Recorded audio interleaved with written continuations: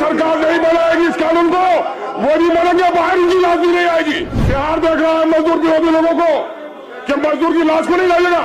बिहार के 70% लोगों के बच्चे प्रवासी मजदूर हैं सर। बिहार के हैं जिनके प्रवासी मजदूरों पर घर चलता है, उनके लाश को घर पहुंचाया जाए सर, यही बात कर रहा हूँ। नेचुरल डेथ से अगर मरते हैं तो उनके डेड बॉडी को अभी पहुंचाने का जिम्मा राज्य सरकार ले, अभी ऐसा कोई प्रावधान नहीं है। मजदूर मरेगा सर, कमाने के लिए गया है, रोजगार नहीं दे पा रहा है, कमाने के लिए प्रदेश गया है, उसकी लाश को नहीं लाएगा।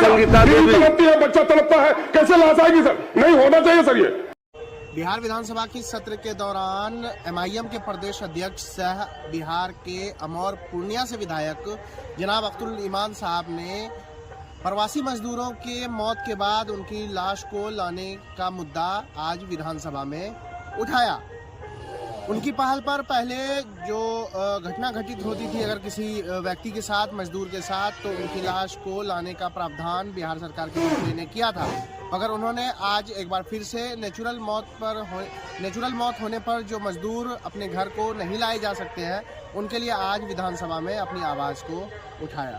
अध्यक्ष महोदय, मेरा जो प्रश्न है सर, मैं समझता हूँ सदन का आज का सबसे गंभीर प्रश्न है सर। जवाब भी है। और सर नहीं सर, मैंने क्या कहा सर, बिहार के 70% लोगों के बच्चे प्रवासी मजदूर हैं सर, और मैं तत्कालीन मंत्री जीवेश मिश्रा साहब का शुक्रगुजार हूं कि मेरे प्रस्ताव पर उन्होंने विदेश में और देश के अन्य राज्यों में मरने वाले एक्सीडेंटल डेथ को घर लाने का इंतजाम कर दिया है।